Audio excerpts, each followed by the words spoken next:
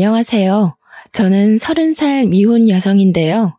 최근 결혼을 앞두고 완벽한 새 사람으로 거듭나길 기다리고 있어 행복한 날을 보내고 있답니다.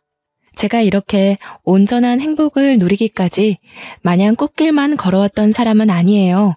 다들 잘 될 사람은 다 잘 된다라는 말을 하곤 하지만 저는 누가 봐도 새 인생을 살기에 가망이 없는 사람 중 하나였습니다. 잘 될 사람은 다 잘 된다고 하셨나요? 물론 그런 사람들도 있겠죠. 하지만 꼭 그런 사람들만 잘 되라는 법은 없더라고요. 제가 행복을 느낄 수 있었던 건 정말로 기적처럼 귀인을 만났기 때문입니다. 세상살이 이런 일도 있을 수 있다는 걸 많은 분들이 알았으면 좋겠다는 마음에 글을 쓰게 되었네요. 세상에서 가장 모진 처벌이 아마 부모 없이 삶을 전전해야 하는 고아의 신세가 아닌가 싶습니다. 아무래도 제가 전생에 큰 죄라도 지었나 봐요. 부모의 얼굴을 똑똑히 기억하는데도 불구하고 결국 고아라는 것이 한동안은 저를 굉장히 괴롭게 했습니다. 고아라는 서름은 누구한테 동정받는 것조차 어렵습니다. 오히려 이 사실이 다른 사람을 불편하게 만들기도 하죠. 저는 부모님이 저를 포기했다는 것도 처음엔 알지 못했습니다. 지나서 나이를 조금 더 먹다 보니까 부모님이 일부러 나를 놓았다는 걸 알게 되었어요. 그냥 태어나기만 했을 뿐인데 제가 왜 그렇게 가혹한 현실을 견뎌야 했는지. 당시에는 모든 걸 부모님 탓하며 원망을 많이 했습니다. 너무 어릴 적 기억이라 자세한 기억은 잘 안 나지만 부모님 형편이 아주 가난했다는 건 절대 잊을 수 없는 기억으로 남았는데요. 그런 형편에서 실수로 제가 태어났다는 것 정도는 귀에 피딱지가 앉을 정도로 많이 들어서 알고 있어요. 부모님은 혼인신고도 안 한 채 동거만 하면서 저를 키웠고요. 저만 집에 두고 거의 매일 외박을 했습니다. 부모님은 저를 혼자 내버려 두면서도 누구 하나 걱정하지를 않았어요. 엄마 아빠가 보고 싶었지만 태어날 때부터 이러한 환경에서 자랐기에 다 그렇게 사는 줄 알았습니다. 집에서 거지처럼 살아본 사람이 저 말고 또 있을까 싶네요. 엄마 젖을 먹어야 하는 나이는 기억이 나질 않아서 어떻게 살았는지 전혀 모르겠고 적어도 제 기억이 닿는 데까지가 남들 유치원 가는 나이였는데요. 물론 저는 유치원도 안 다녔습니다. 부모님이 제가 몇 살인 줄도 몰랐을 텐데 유치원 가는 걸 챙겼을 리 없잖아요. 저는 부모님이 없는 매일 동안 냉장고를 뒤져 눈에 보이는 걸 아무거나 집어먹으며 허기를 달랬어요. 당시 저는 제가 뭘 먹는지도 모르고 마구잡이고 입에 넣기만 했던 것 같아요. 입에 넣고 배가 부르면 살 수는 있지 않습니까? 맛있어서 먹는 밥은 제게 사치였고 저는 그렇게 의식주를 해결했습니다. 부모님이 일주일에 한두 번만 귀가를 했으니 그동안엔 저 혼자 아무것도 안 하고 먹고 자기만 하면서 집벌레처럼 집을 지켰어요. 특히 부모님이 없을 때마다 한 번씩 모르는 아줌마가 찾아왔는데 어린 나이에는 그게 그렇게 무섭더라고요. 밖에서 나쁜 인사를 하며 문을 세게 두들기는 사람은 다름 아닌 집주인 아줌마였습니다. 어린 마음에 저는 부모님이 집에 없는 것보다 그 아줌마가 더 무서웠던 걸로 압니다. 아줌마는 늘 저희 부모님의 돈을 떼먹으러 왔는데요. 지나고 나서 생각해보면 그건 돈을 떼어먹는 게 아니라 부모님이 관리비랑 방세를 안 내니까 독촉을 하는 거였어요. 집주인 아줌마도 피해자 입장에서 애가 타는 마음에 그렇게 악마처럼 무섭게 행동하셨던 거죠. 그래도 부모님이 두세 달 월세를 한 번에 내더라도 내긴 냈어요. 관리비도 그런 식으로 몰아서 냈고요. 저한테 일절 부모 노릇을 안 했기에 아마 제가 묵고 있는 집이라도 유지하는 게 그나마 자기 자식을 위한 최대의 자비였지 않나 생각이 듭니다. 그리고 그 방이 남들 발길 안 닿는 곳이라서 집을 내놓는다고 해도 팔리지도 않는 집이었을 겁니다. 그래서 집주인 아줌마도 우리 부모님을 닥달하면서 계속 내버려 두지 않았나 싶네요. 저는 태어난 이후 집 앞 말고는 바깥을 나가본 적이 없었고 초등학교도 못 가서 그렇게 집에만 있었습니다. 그러다 제 나이 10살이 되었을 때 부모님 둘 다 같이 집에 머문 적이 있는데요. 그날이 제겐 가장 기쁘고 또 가장 슬픈 날이기도 했습니다. 부모님이 케이크를 사들고 왔더라고요. 당시 제 눈에는 그게 그냥 예쁜 빵이었습니다. 당연히 생일을 챙겨주는 사람이 없었으니까 케이크가 생일 축하하기 위해 쓰이는 빵인지도 모르고 있었던 거죠. 부모님 말로는 빵이라고 하길래 되게 예쁘게 생겨서 신기하게 봤던 기억만 나네요. 그렇다고 그날이 제 생일은 아니었던 걸로 압니다. 저는 난생 처음으로 부모님과 같이 하는 밥을 먹었어요. 행복이라는 걸 잘 몰랐는데 그때 느낀 즐거움이 행복이었던 것 같기도 해요. 부모님은 한 번씩 싸울랑말랑 아슬한 대화를 나눴어도 그날만큼은 참으며 싸우지 않았습니다. 그리고 엄마가 제게 선물이라면서 상자 하나를 주었는데요. 뚜껑 열고 닫는 휴대폰이었어요. 다정아, 휴대폰 알지? 요즘은 세상이 위험해서 어린이들도 휴대폰을 꼭 들고 있어야 돼. 위험한 일이 생기면 누구한테든 연락해야 하니깐. 저는 휴대폰이라는 것 자체에 이미 흥분을 해버려 저를 향한 부모님들의 미묘한 시선은 느끼지 못했습니다. 아마 부모님 둘이서 저만 모르는 시그널을 주고받았었겠죠. 그 눈빛을 알아보는 나이였다면 지금보다 더 어렵게 제 몸을 건사시키지 않았을까 싶어요. 엄마는 제게 휴대폰 사용에 대해 설명을 자세히 해주었습니다. 그렇게 휴대폰을 향한 저의 호기심은 주위를 향한 눈을 죄다 닫게 만들었고 최고의 행복을 누리도록 했네요. 부모님이 어떤 의도로 이걸 제게 사주었는지는 까맣게 몰랐던 거예요. 마냥 설레는 마음으로 그날 밤새도록 휴대폰을 만졌던 기억이 납니다. 반지하인 집에서 한 번씩 집 밖에 나가 근처만 구경을 했던 적이 있었는데 그때 학교 다니는 애들이 휴대폰으로 게임하는 걸 봐서 저도 그걸 무척 해보고 싶었거든요. 게임을 찾는데도 참 오래 걸렸습니다. 저는 공부를 해본 적이 없는 아이기 때문에 글자를 모르잖아요. 대충 그림만 보고 밤새도록 하나를 다운받기 위해 고군분투했었어요. 그러다 언제 잤는지도 기억 안 날 만큼 새벽 늦게 까무룩 잠이 들었고 저는 그대로 고아가 되었습니다. 당시에는 말씀드렸다시피 바로 자각하지 못했어요. 엄마 아빠가 집에 안 들어오는 건 제게 너무 익숙한 사실이었거든요. 이젠 휴대폰이란 친구가 새로 생겼으니 글자랑 숫자와 씨름하며 놀기 바빴습니다. 그러나 부모님이 아무리 집에 안 오더라도 적어도 한 달에 2~3번은 왔는데 어느 순간부터 발길이 더 끊어졌다는 걸 알았죠. 그때만 해도 나중에 오겠지, 내일은 오겠지 하면서 사태의 심각성을 모르고 기다렸습니다. 더 이상 냉장고에서 꺼내 먹을 음식도 없었고 관리비랑 월세는 쌓이기만 할 뿐 해결되지 않았어요. 그렇게 체감상 반개월이 지났을 때쯤 누군가 집 문을 뜯는 소리가 났어요. 집에 혼자 있던 저는 놀라서 방문 뒤로 숨었는데 집주인 아줌마가 열쇠공을 부른 거였더군요. 세상에나, 집꼬라지가 이게 뭐야? 어이 꼬마야, 너희 부모님 어디 있니? 내가 더는 사정 못 봐준다. 그래도 2~3달에 월세 몰아서 내길래 젊은 부부가 어렵게 산다고 생각하고 이해해 주려고 했는데 6개월은 우리도 힘들어. 화가 난 집주인이 무서워서 저는 집주인 아줌마를 피해 그 집을 도망쳐 나왔습니다. 저는 그날로 집까지 잃은 고아가 된 거였죠. 옷도 잠옷밖에 없어서 엄마 가디건 걸친 게 다였어요. 신발도 부모님이 사준 적 없으니까 그나마 발이 작았던 엄마 슬리퍼를 신고 나왔네요. 그렇게 날이 지도록 빈민가를 돌아다녔던 저는 밤냄새 솔솔 나는 생선구이 가게를 발견하고 말았습니다. 아침에 집을 나와 저녁까지 돌아다녔으니 배가 고플 만도 하잖아요. 한참 클라이니까 소화도 빨랐을 테고.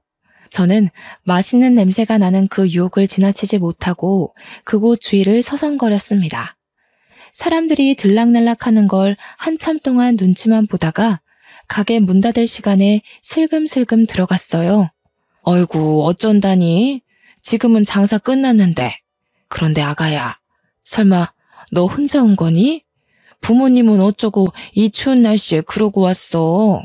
부모님 어디 있는지 몰라요. 근데 혹시 밥 비싸요? 이거 엄마가 비싼 거라고 했는데 먹을 거랑 바꾸면 안 될까요? 제가 너무 배고파서 그래요. 제가 그때 가게 아줌마한테 보여드린 건 휴대폰이었습니다. 엄마가 비싼 거니까 잃어버리면 안 된다고 했던 말을 기억해서 아줌마한테 돈 대신 주려고 했던 것 같아요.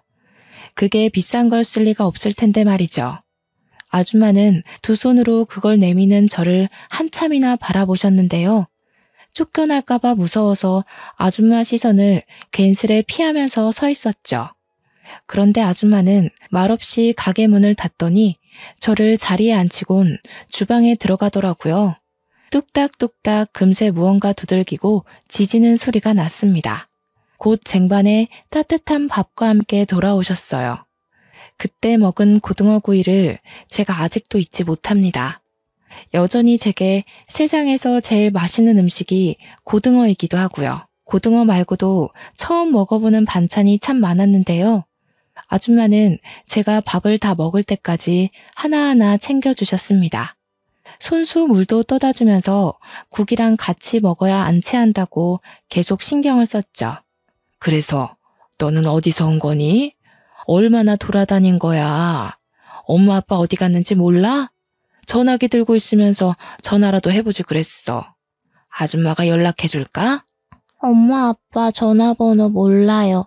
집에서 집주인 아줌마가 돈 내라고 무섭게 하는 바람에 도망쳐 나온 거예요.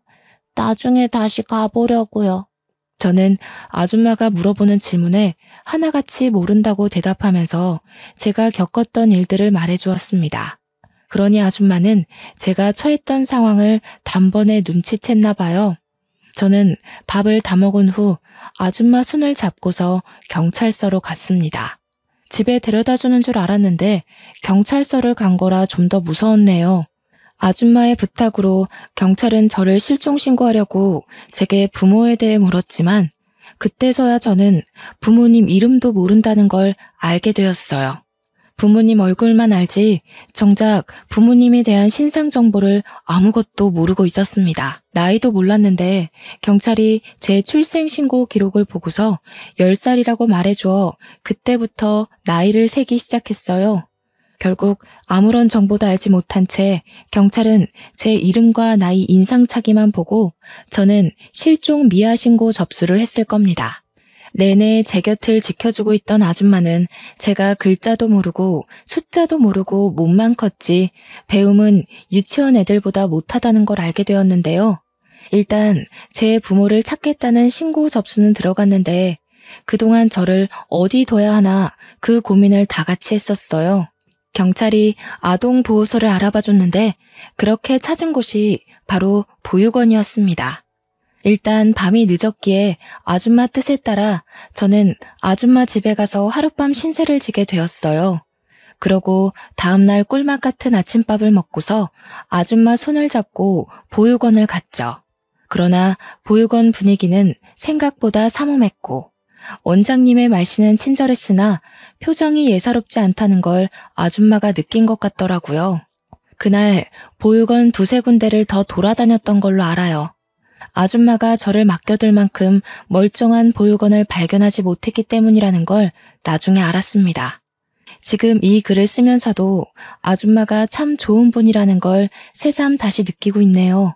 그렇게 아줌마는 마음에 드는 보육원을 찾지 못해서 뺑뺑 돌기만 하다가 또 밤이 왔습니다.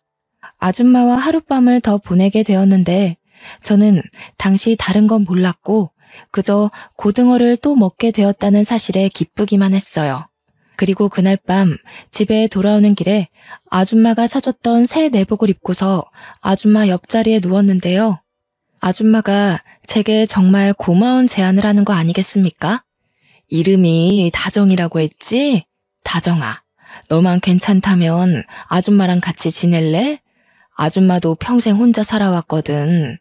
이참에 우리 한번 친구가 되어볼까?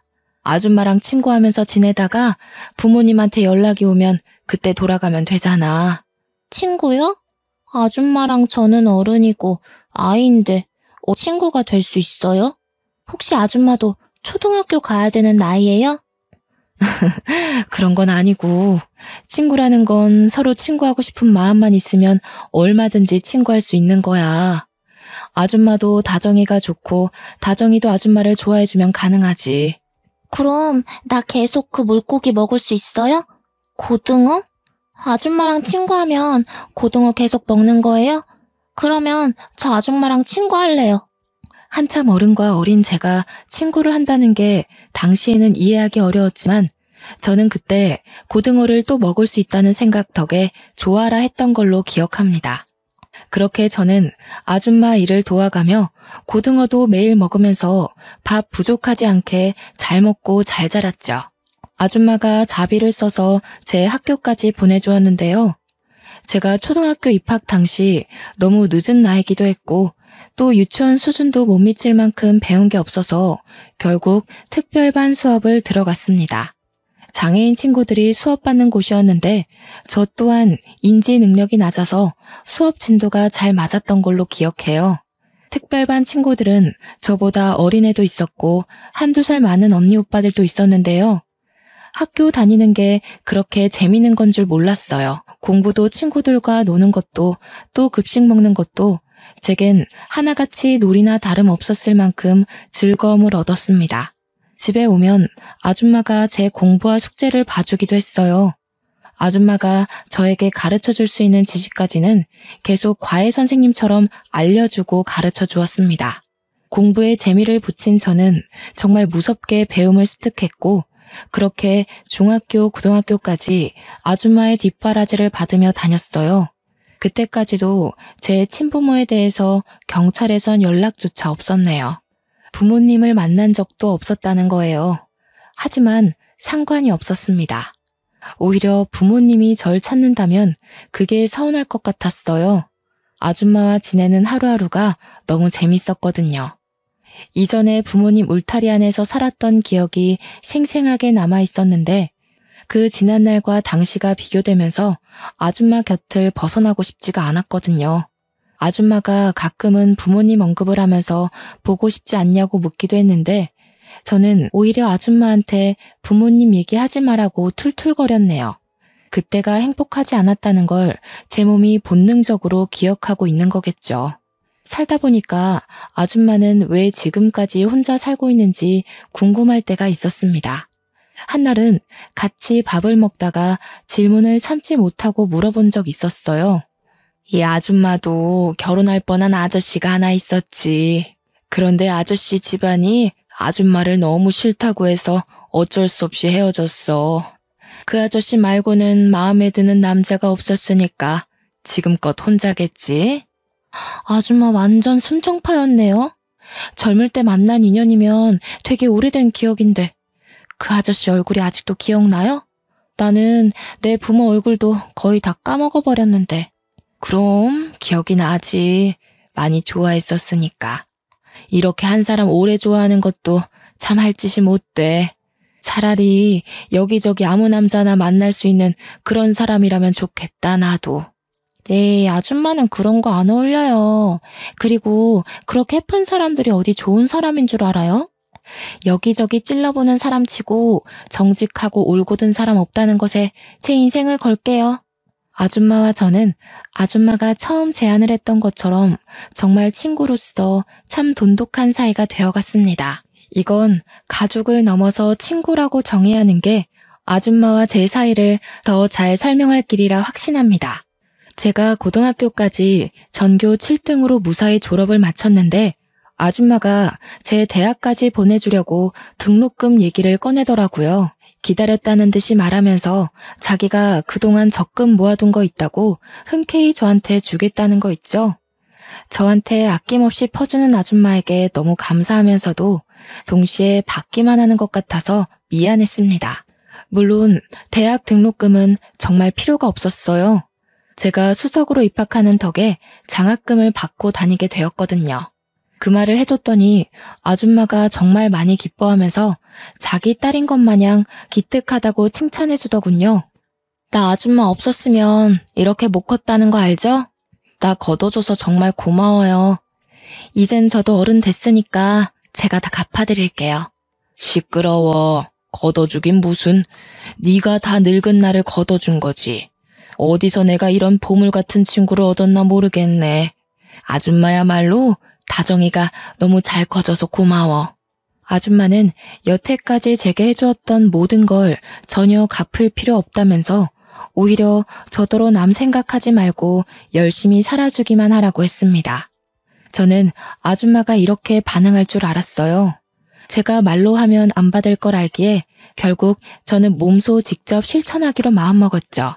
대학을 다니면서도 학교 내에서 근로생으로 알바를 했고 제가 들어오는 모든 돈을 쓰지도 않고 온전히 모았습니다. 물론 아줌마 몰래 모았던 돈이에요. 나름 명석 있는 대학에서 경영과를 졸업한 저는 대기업에 지원할 수 있는 능력이 되었지만 제가 선택한 길은 이번에 새로 성장해 가고 있는 신생 기업이었습니다. 왠지 모르게 그쪽 기업이 추구하는 방향과 제 가치관이 잘 맞는 느낌이었거든요. 계속 그곳으로 눈이 가길래 과감하게 지원서를 냈고 단번에 합격을 했죠. 친구들은 아직도 저보고 왜 대기업 갈 스펙으로 중소기업을 가냐면서 잔소리를 하곤 합니다. 취업을 하고 나서도 저는 급여를 차곡차곡 모았습니다. 처음에는 돈 모으는 목적이 딱히 없어서 이 돈을 모아 아줌마 노후가 편하도록 지원해줄 생각이었는데 모으다 보니까 목표가 달라지더라고요. 아줌마에게 꼭 해주고 싶은 선물이 따로 있었습니다. 저는 한동안 부동산을 돌아다니며 건물을 보고 다녔어요. 그러다 1층이 상가, 2층이 주택인 매물을 어렵게 찾아서 매입을 했죠. 아줌마 명의로 그 건물을 계약했습니다. 아주 자그마한 건물이었지만 그래도 당시 살고 있던 빈민촌보다는 제 직장과 가까워서 아줌마와 같이 사는 것이 좀 더 윤택해질 거라 생각이 들었어요. 아줌마한테도 매번 집이랑 가게랑 30분은 걸어야 돼서 새벽 일찍 일어나고 밤늦게 집까지 걸어가고 하느라 보통 힘든 일이 아니었거든요. 앞으로는 바로 10초 거리의 집이 위층에 있으니까 몸 건강 챙기면서 장사하기에 훨씬 편할 거 아니겠어요? 아줌마가 제게 학교도 보내주고 밥도 먹여주고 재워주고 입혀주고 부모가 해줘야 할 의무를 선뜻 베풀어준 선의보다는 못한 보답이지만 그건 앞으로의 시간도 많으니까 계속해서 보답하는 마음으로 살겠다고 다짐했죠. 저는 무작정 아줌마를 데리고 건물까지 갔어요. 일체 설명 하나 안 해주고 직접 눈으로 보여줬더니 아줌마가 처음엔 어리둥절해 하더라고요. 앞으로 우리가 함께할 새 보금자리예요. 아줌마 명의로 계약했으니까 아줌마 가게인 건 똑같아요. 저 계속 아줌마 옆에 껌딱지처럼 붙어있으려고 주는 뇌물이니까 부담 느끼지 말고 받아줘요. 세상에나, 네가 돈이 어디 있다고 이런 걸 샀어. 뭐하러 이렇게까지 해. 어떻게 물을 수 없어? 내가 너한테 이걸 어떻게 받니? 나 아줌마한테 이렇게 해주려고 뼈 빠지게 일해서 모은 거예요. 우리 친구라면서요. 세상에 받기만 하는 친구가 어딨대요? 저도 아줌마한테 친구로서 쏘는 건데요. 아줌마는 제 마음에 감동받아 결국 눈물을 보였고 그날 너무할 정도로 많이 울면서 제게 고마워했습니다. 그렇게 저희는 빈민촌에서 도심으로 이사를 해 새로 장사를 시작하였어요. 아줌마 가게에 단골이 좀 있었던지라 갑작스레 가게 문을 닫게 된 사정과 전화번호를 종이에 써서 남겨놓고 그곳을 떠났네요. 아줌마에게도 저에게도 원래 있던 가게 위치가 참 다양한 추억이 깃든 곳이라서 솔직히 발걸음 떼기가 좀 무거웠습니다. 그래도 새로 시작할 미래만 생각하자는 다짐을 하며 새 집으로 이삿짐 정리했어요. 저는 머리가 좀 크고 나서부터 생각했던 건데 아줌마 손맛이 대중적일 거라 예상을 했었습니다. 그래서 위치를 이전하더라도 분명 인기가 장난 아닐 거라고 기대했죠. 역시나 학원가에 위치했던 가게는 금방 입소문을 탔고 특히나 고등어구이가 가장 인기 많았어요. 저희 가게는 줄 서서 찾는 식당이 되었을 정도로 엄마 손맛이라 소문이 난 식당이 되어버렸는데요. 저도 아줌마 혼자 하고 있는 일을 도와주기 위해서 항상 칼같이 퇴근을 했습니다. 한날은 마감할 때쯤에 아줌마가 주방에서 손 닦으면서 나오더니 제게 웬 명함을 주더라고요. 이거 다정이 네 회사 아니니? 웬 캐스팅 매니저라면서 우리 가게에 투자하고 싶다고 찾아왔었어. 이런 거 뭐 어디 방송 내보내는 거야? 아니면 우리 가게 홍보해준다는 건가? 제가 일하는 곳은 식품계 쪽으로 성장해가고 있는 기업이었는데 아줌마 말하는 걸 들어보니 그곳에서 파견된 컨설턴트가 아줌마한테 프랜차이즈 사업을 제안했나 보더군요. 사업 보고서를 내밀면서 뭐라 설명을 했다는데 아줌마가 일단은 바빠서 생각해본다고 하고 보냈다네요. 아줌마한테 프랜차이즈에 대한 설명을 해주었는데 아줌마는 딱히 원하는 눈치가 아니었어요. 아줌마도 그렇고 저도 그렇고 솔직히 지금 매출로도 충분했거든요. 이미 가게 하나만으로 억대를 찍고 있었단 말이죠. 그래서 이 이상의 욕심은 일절 없었습니다. 고민 끝에 저희는 제의를 거절하기로 결정해버렸죠. 어차피 우리 회사에서 온 제안이니까 제가 말하겠다고 하고 아줌마 대신 그 컨설턴트를 찾아가 확실하게 거절 의사를 밝혔습니다. 그 남자가 저를 몇 번 더 설득하려고 추파를 던졌지만 가게 하나인 게 메리트고 저희는 그게 좋다고 했더니 컨설턴트가 결국 알겠다며 포기하고 말더군요.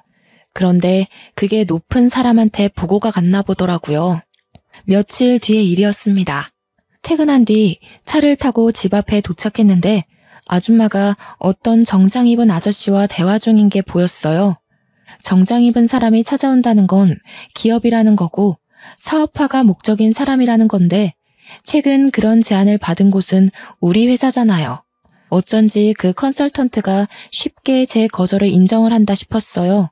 결국 윗사람에게 말했나 보네요. 멀리서 봐도 아줌마가 난처해하는 게 보였어요. 저보다 높은 직급이라 할지라도 이런 식의 무례함은 싫었기에 따끔하고 명확하게 의사 표현을 해줘야겠다고 급하게 들어갔는데요. 세상에나 단순히 높은 직급이 아니더군요. 생각지도 못했던 우리 회사 대표님인 거 아니겠습니까? 어머, 대표님께서 여기까지 어쩐 일로... 안녕하세요. 저는 경영팀 소속 이다정 사원입니다. 혹시 사업 제의 때문에 오신 거라면 죄송하지만 저희 가게는 생각이 없어서요. 이다정? 우리 회사 직원이었군요. 그런 줄 알았더라면 이렇게 빙빙 돌아오진 않았을 텐데. 그럼 다정 씨가 우리 정순 씨 딸인 겁니까? 듣자 하니 아줌마가 저를 딸로 얘기한 눈치였습니다. 저도 눈치껏 딸이 맞다고 얘기를 해줬죠. 그런데 아까부터 계속 아줌마가 울고 있는 게 신경이 쓰이더라고요. 무슨 대화를 나눴길래 웬만한 일 아니고선 눈물을 잘 보이지 않는 아줌마가 울게 된 건지 걱정되었습니다. 설마 대표님이 프랜차이즈로 협박이라도 한 건가 싶어 나름대로 빨리 상황 파악하려고 했거든요. 그런데 마음을 추스른 아줌마가 하는 말에 저는 감히 제가 나설 수 없는 상황이라는 걸 알아버렸지 뭡니까. 그만 돌아가요, 구용 씨. 나는 이제 우리 다정이랑 단란하게 사는 것만으로도 좋게요. 결혼 욕심은 진작에 다 털어버렸어요. 내 옆에는 우리 다정이만 있어주면 돼요. 알고 보니 프랜차이즈 문제가 아니었더군요. 우리 회사 대표님이 아줌마와 결혼할 뻔했다가 파토난 그 아저씨라는 거 아니겠어요? 그 사실을 눈치채고 나서부턴 무슨 반응을 보여야 할지 몰라서 벙어리처럼 서 있기만 했습니다. 가만히 듣고 있으니까 어느 정도 당시의 분위기가 파악되더라고요. 대표님이 여길 찾아온 건 프랜차이즈 때문이 맞으나 제가 나타나기 전까지 하고 있던 대화는 아줌마와의 재결합이었던 겁니다. 아줌마는 대표님의 결혼 제안을 거절하고 있는 상황이었던 거예요. 아줌마가 계속 대표님더러 가라고 밀고 부채니까 이젠 대표님이 저한테 부탁하기 시작하는데 이제 막 상황 파악한 저야말로 얼마나 난감했는 줄 아십니까? 다정 씨라고 했지요? 제가 우리 정순 씨 이대로 또 못 놓쳐서 그래요. 이젠 반대할 어른들도 없고 제가 정말 잘해줄 수 있는데 정순 씨가 다정 씨랑 있는 게 행복하다고 저를 거들떠도 안 보내요. 다정 씨가 어떻게 설득 좀 해주면 안 될까요? 내가 정말 크게 보상할게요. 저희 대표님은 원래부터 선한 아저씨라고 회사에서 소문이 자자한 사람이에요. 직원들 복지에 무엇보다 크게 신경 쓰는 사장이라고 젊은 세대로부터 입소문 제대로 타기 시작한 기업이거든요. 그렇게 많은 사람들의 존경받고 가진 것 많은 대단한 사람이 아줌마와 마찬가지로 한 사람을 잊지 못해 저한테 부탁을 하고 있는데 그 모습이 얼마나 절절하던지. 새삼 둘이서 젊은 시절 얼마만큼 서로를 좋아했는지 간접적으로 느껴지는 듯 했습니다. 사실 아줌마 또한 대표님을 못 잊고 있다는 것 제가 제일 잘 알고 있지 않습니까? 핑계로 대표님과의 인연을 끊어내려고 하는 듯한데 저는 그게 아줌마의 진심이 아니라는 걸 진작 눈치챘어요. 그냥 다가갈 용기가 없어서 매번 물러나기만 했던 마음이라서 저렇게 도망만 치려고 한다는 걸 충분히 알 수 있었다는 거죠. 그래서 제가 어찌했겠습니까? 일단 대표님을 먼저 설득해서 집으로 보낸 뒤에 며칠간 아줌마를 나무라며 강하게 설득을 했습니다. 됐다니깐 그러네. 다 늙은 마당에 무슨 부귀영화를 누리겠다고 결혼을 해. 나는 말했다시피 지금 너랑 둘이 이렇게 지내는 게 훨씬 좋아. 남자고 뭐고 다 필요 없어. 아줌마가 뭘 모르네. 서로 좋아해서 결혼까지 가는 거 생각보다 힘든 일이야. 결혼이 그렇게 쓸모없는 거면 나도 결혼하지 마? 나도 아줌마랑 둘이 사는 게 좋은데 우리 둘 다 결혼하지 말고 평생 친구만 할까? 너는 나랑 다르지. 너는 한참 젊잖아. 젊을 땐 일부러 나쁜 사랑도 해보고 하는 거야. 나는 이미 끝났어. 얼마 남지 않은 세월 그냥 조용히 있다가 가는 게 소원이야. 나는 아줌마가 대표님이랑 결혼하면 행복할 거라는 걸 알아. 아줌마가 대표님 얘기할 때마다 소녀처럼 웃는 걸 봤는데 누구 눈을 속이려고 그래? 나한테 솔직한 사람이 되라면서 왜 아줌마는 자꾸 자기 마음을 모른 척한대? 결혼이 뭐 대단한 거야? 살아보고 아니면 끝내더라도 기회가 왔을 때 좋아하는 사람이랑 같은 길은 걸어봐야지. 매일 밤 아줌마를 설득하느라 온갖 좋은 말을 꺼낸다고 에너지 소비를 좀 많이 했네요. 그래도 제 노력이 단단하게 닫혀있던 아줌마의 마음의 문을 여는데 용기를 심어줬나 봅니다. 덕분에 아줌마랑 대표님이 대표님 사무실에서 재회를 했고 그날 뒤로 아줌마 손가락에는 청혼 반지가 끼워져 있었습니다. 아줌마는 그동안 마음을 숨겼던 게 신기했을 만큼 정말로 기뻐했어요. 결혼 날짜를 잡고 결혼 준비를 하는데 제게 마냥 엄마 같기만 하던 아줌마가 그렇게 여자처럼 사랑스러워 보일 수 있다는 걸 처음 알았습니다. 아줌마와 긴 시간을 함께 했다고 생각했는데 대표님이 나타나고부턴 제가 몰랐던 부분이 많다는 걸 느꼈어요. 행복해하는 아줌마를 보면서 저 또한 기쁘다가도 문득 오묘한 감정이 들더라고요.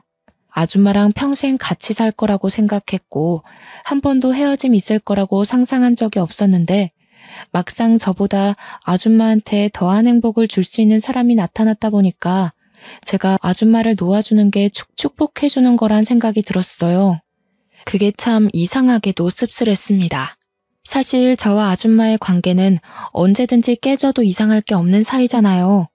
올 것이 왔다고 생각하는 게 당시에는 저를 위로하는 합리화였던 것 같네요.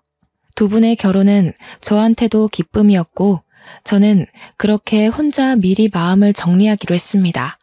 휴대전화라는 것이 참 좋지 않습니까? 연락만 하면 아줌마와 언제든지 만날 수 있으니까 그렇게 위안을 삼았어요. 그런데 신혼여행을 다녀온 아줌마와 대표님이 회사로 출근하더니 사무실로 저를 바로 호출하더라고요. 아줌마한테서 사적인 방법으로 전화가 왔길래 대표님 사무실을 찾아가 봤습니다. 직원이 되고도 대표님 사무실은 방문해 볼 일이 없어서 처음 가보는 거였어요. 들어갔더니 대표님과 아줌마 그리고 웬 젊은 남자까지 함께 앉아 있더군요. 그 남자의 얼굴이 좀 낯익었는데 알고 보니 아줌마한테 프랜차이즈 사업을 제안하러 찾아왔었던 그때 그 컨설턴트인 거 아니겠습니까? 오, 다정씨, 이리 와서 앉아요. 우리 아들인데 둘이 이미 안면이 있을 거예요. 지난번 우리 아들이 제안했던 사업 보고서를 대차게 거절했다고 들었어요. 저는 대표님이 소개하는 그 남자가 아들이라는 소리에 상황 파악하느라 바로 대답을 못했습니다. 게다가 뜬금없이 자신의 아들을 소개해주는 대표님의 의도가 잘 이해되지 않았어요. 그러나 설명을 듣다 보니 대표님한테 이런저런 사연을 듣게 된 그 남자가 저를 알아보고 싶다고 했다는 거 아니겠습니까? 이렇게 인사드려서 죄송하네요. 사실 다정 씨가 지난번 사업계에 거절하러 찾아왔을 때 사실 연락처를 물어보고 싶었거든요. 그런데 다정 씨가 당시 제 말을 안 들어줄 것 같더라고요. 아마 첫 단추가 잘못 끼워졌던 탓이겠죠? 저는 그때 남자가 마냥 저를 설득하려고 자꾸 접근한다고 생각했었는데 그게 아니었나 봅니다. 남자의 얘기를 들어볼 생각도 안 하고 내내 지나가다 마주치면 피하기만 했거든요. 이 갑작스러운 전개에 당황스러워서 아무 말도 못하고 있는데 세 분이서 계속 제 대답을 기다리고 있는 눈치였습니다. 문득 이분들은 제 고아 신세를 모르고 있어서 이런 귀한 자리를 마련한 거겠지라는 생각이 들더라고요. 좋게 봐주신 마음은 너무 감사한데 제가 아무것도 가진 게 없는 사람이에요. 앞으로 회사가 더 커지면 간부들 이미지가 중요하잖아요. 제가 괜히 발목 잡은 꼴 만들고 싶진 않아요.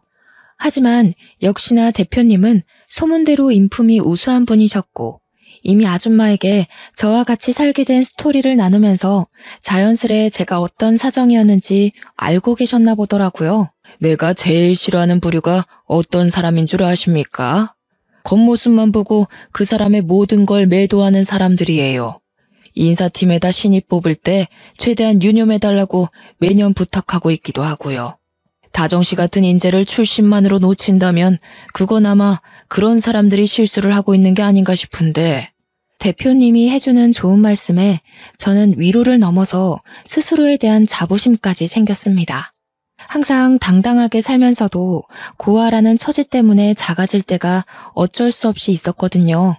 그런데 결국 그건 내 잘못이 아니고 나를 바라보는 타인의 시선이 잘못된 것이란 걸 대표님을 통해서 확실히 인지하게 되었죠.